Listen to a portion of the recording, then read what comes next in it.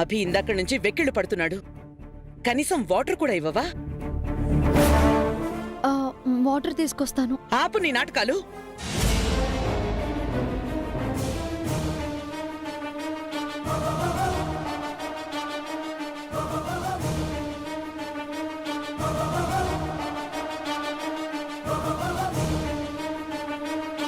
నా ముందొకలా, నేను లేనప్పుడు ఇంకోలా ప్రవర్తిస్తున్నావు నువ్వు. అభి తర్వాతే ఏదైనా ఎవరైనా అన్నావు. ఇదేనా నీ బాధ్యత? ఇలాగేనా అభిని చూసుకునేది? అమ్మా నువ్వుండభి.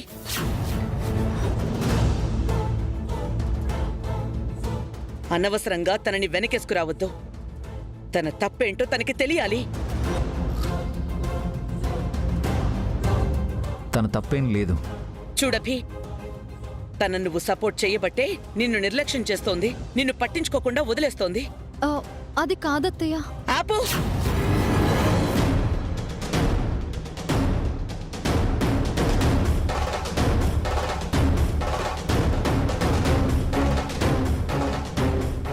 ఇందుకే మిమ్మల్ని కొన్నాళ్ళు బయటికి వెళ్ళమన్నాను.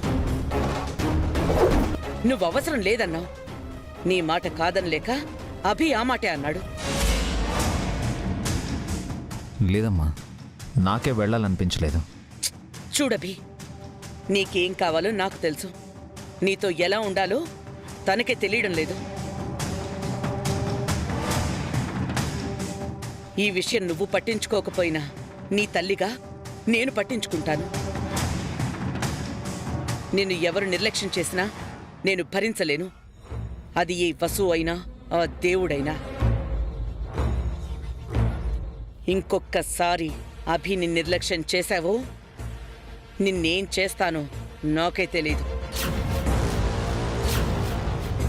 తర్వాత నువ్వు ఎంత బాధపడ్డా నాకనవసరం.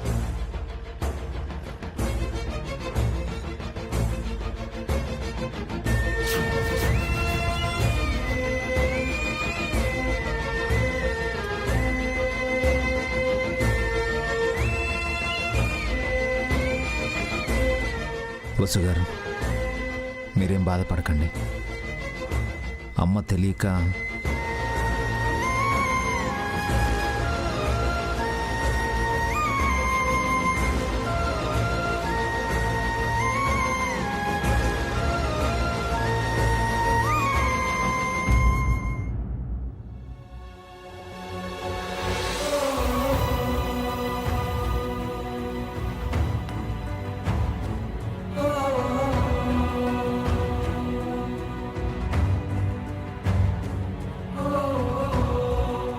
నా ముందొకలా, నేను లేనప్పుడు ఇంకోలా ప్రవర్తిస్తున్నావు నువ్వు.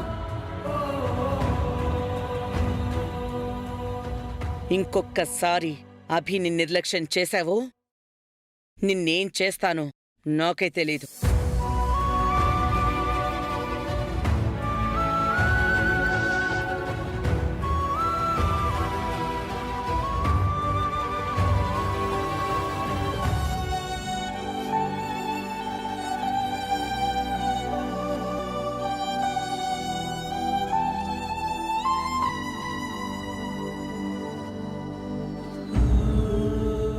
ఇటువంటి పర్లేదండి, నేను చేస్తాను. ఇట్స్ ఓకే, పర్లేదు, నేను వేస్తాను.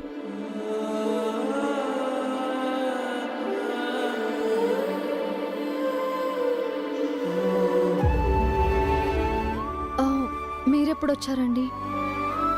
వచ్చి చాలాసేపు అయిందండి. మీరేంటి పిల్లో కవర్ని రివర్స్లో వేస్తున్నారు?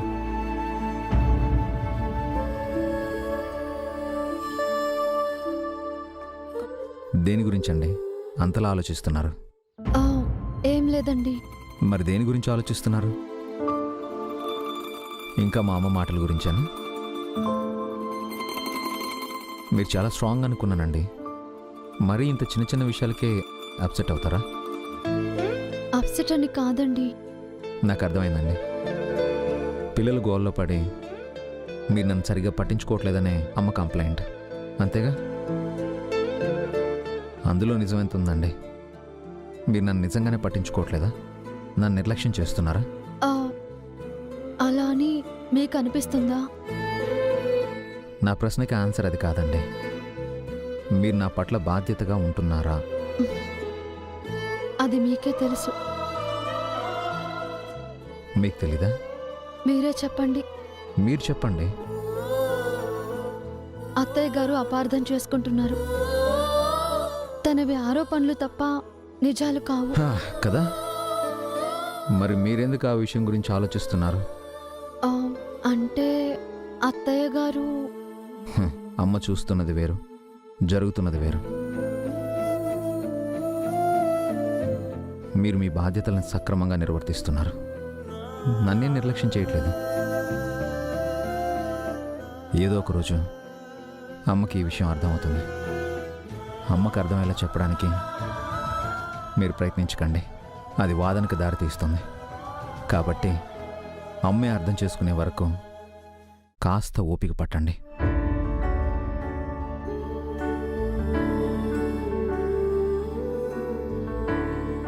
చూడండి, చిన్న చిన్న విషయాలకే కృంగిపోయేవాళ్ళు పెద్ద పెద్ద విషయాలను సాధించలేరు.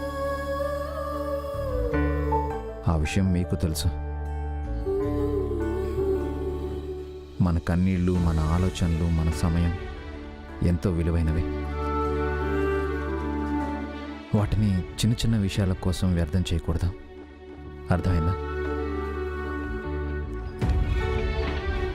మీరు చేయని తప్పులకి మీరు బాధ్యులు కారు. సో ఇంకా విషయాన్ని మర్చిపోండి. ఇకపోతే మా అమ్మ ఆలోచనలో కొంతవరకు నిజం ఉంది.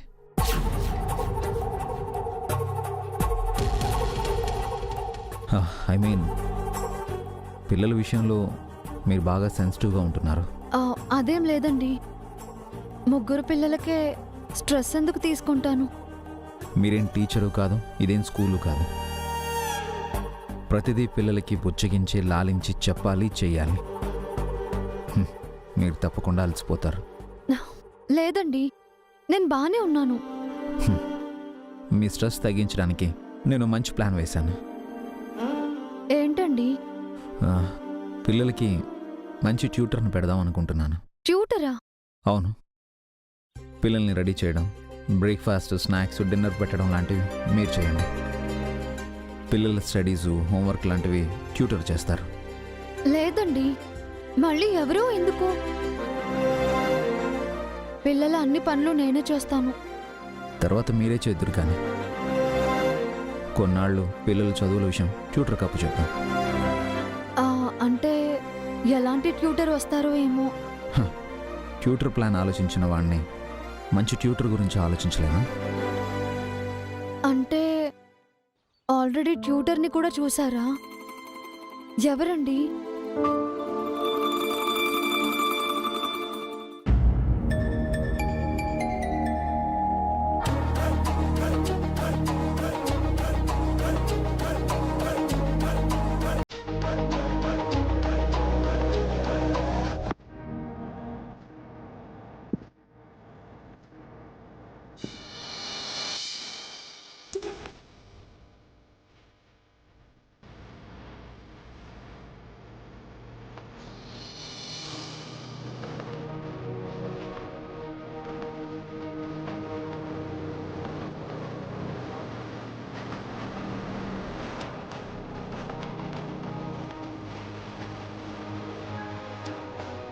₹2,000 నోటు చూసి ఎన్ని రోజులైంది?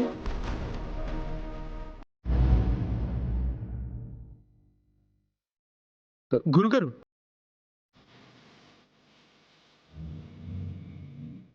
ఏం భయ్యా, మీ ₹2,000 నోటు పడేసుకున్నారండి.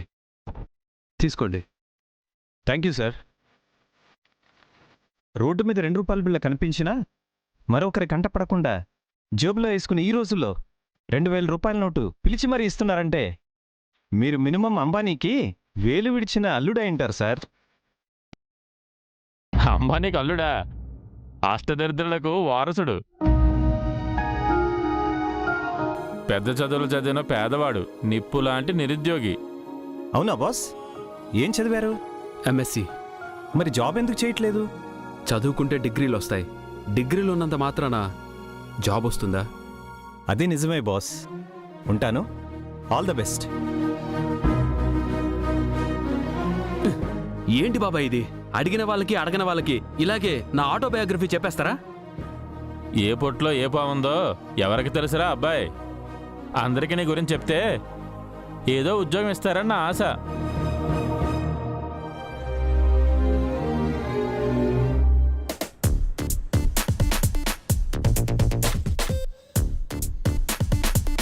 పేపర్లో ఈ రోజైనా ఏమైనా ఉద్యోగాలు పడ్డారా అబ్బాయి?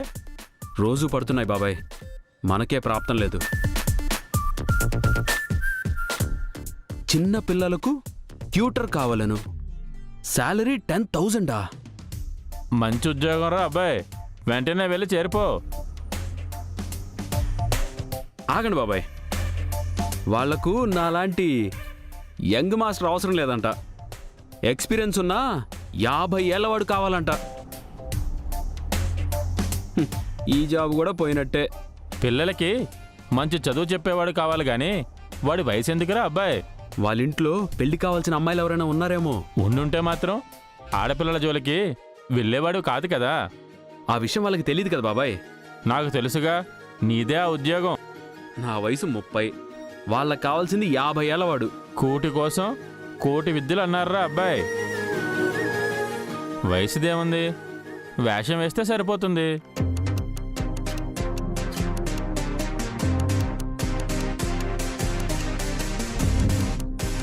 వేషమా?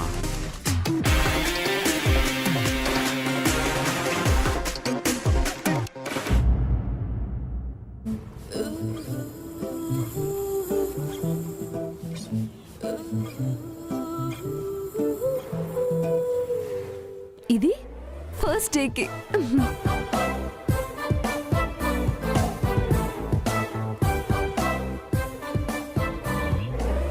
ఇది సెకండ్ డేకి.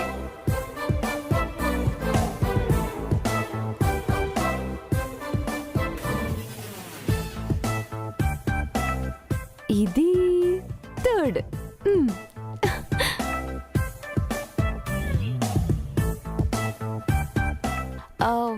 ఇది ఫోర్త్.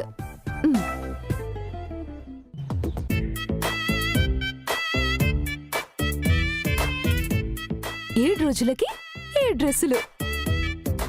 వీటికి మ్యాచింగ్ జ్యువెలరీ పెట్టుకోవాలి.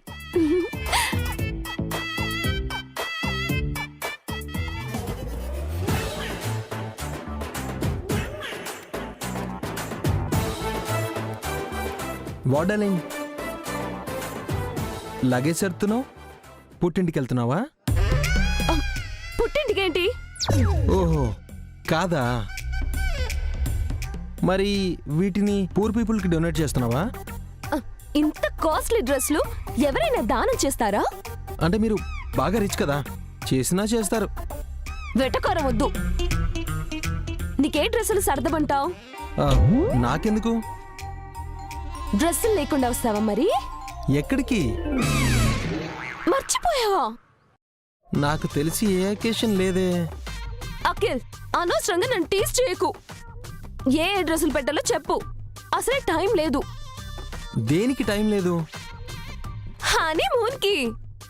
సారీ, నేను రావడం కుదరదు. కావాలంటే నువ్వు వెళ్ళు. ఏంటి తమాషాగా ఉందా? నువ్వు లేకుండా నాకు హనీమూన్ ఏంటి? సారీ, నీతో చెప్పడం మర్చిపోయాను. మన హనీమూన్ క్యాన్సిల్ అయింది.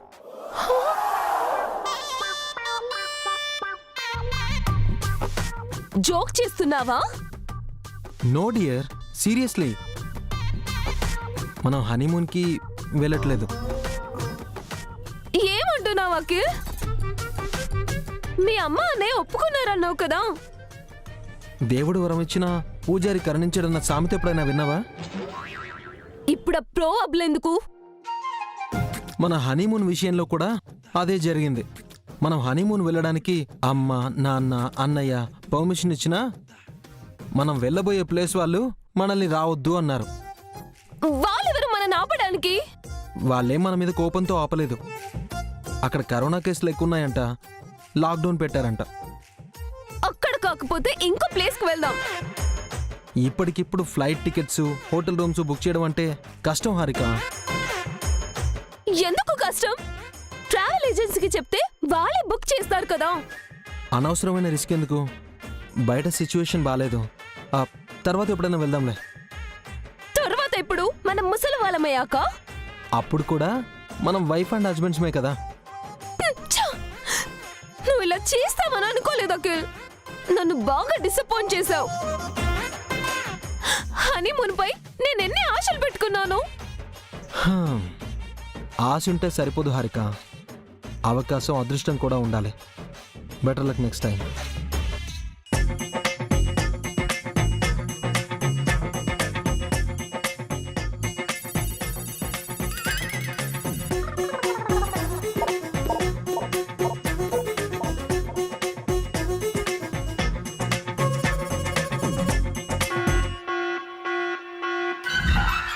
Rock, paper, scissors.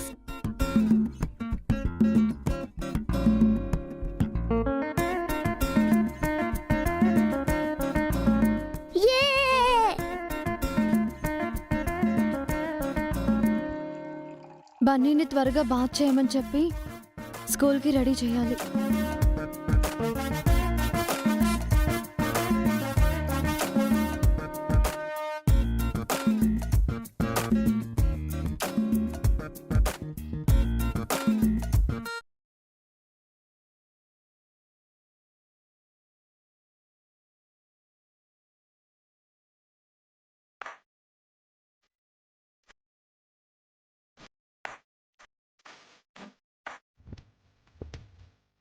అను, కీర్తి, బన్నీ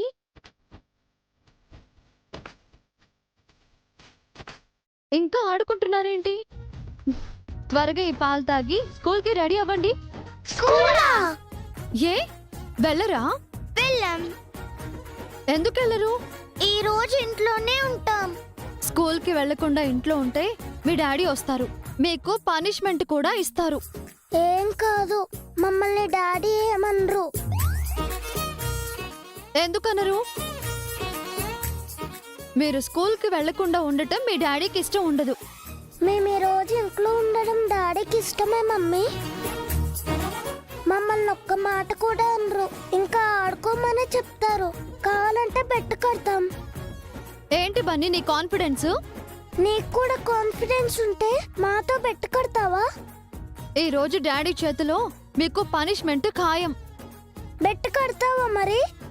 ఓకే, బెట్టు. డాడీ మమ్మల్ని ఏమనకపోతే మేమేం చెప్తే నువ్వు అదే చెయ్యాలి. డాడీ మాకు పనిష్మెంట్ ఇస్తే నువ్వేం చెప్తే మేము అది చేస్తాం. ఓకేనా? ఆ, ఓకే. యే!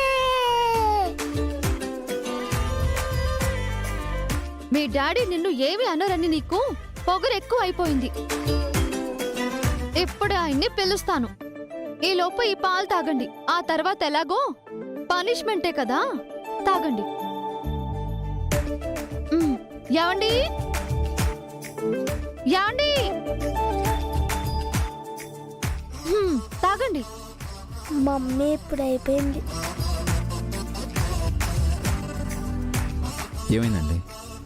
చూడండి, వీళ్ళు స్కూల్కి రెడీ అవ్వకుండా ఆడుకుంటున్నారు.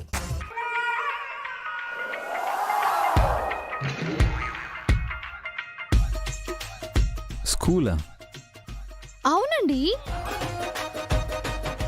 ఈ రోజు వీళ్ళు స్కూల్కి వెళ్ళరంట, ఇంట్లోనే ఉంటారంట.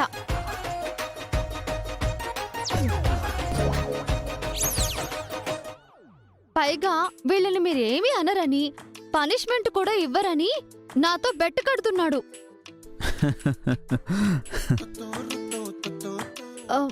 ఎందుకు నవ్వుతున్నారు? వీళ్ళని స్కూల్కి పంపించండి, వెళ్ళకపోతే నలుగు తగిలించండి. చూసారా చూసారా, మీ ముందే నన్ను ఎలా వెక్కిరిస్తున్నారు? అతి గారభం వల్లే వీళ్ళిలా తయారవుతున్నారు. వీళ్ళని స్కూల్కి వెళ్ళమని చెప్పండి. వసు గారు, పాపం వదిలేయండి, ఆడుకునేవ్వండి. ఎందుకండి? మళ్ళీ మీరు ప్రోగ్రెస్ బాగాలేదు అంటారు, పంపించండి ఫస్ట్. పర్లేదులేండి, ఈరోజు రెస్ట్ తీసుకునివ్వండి.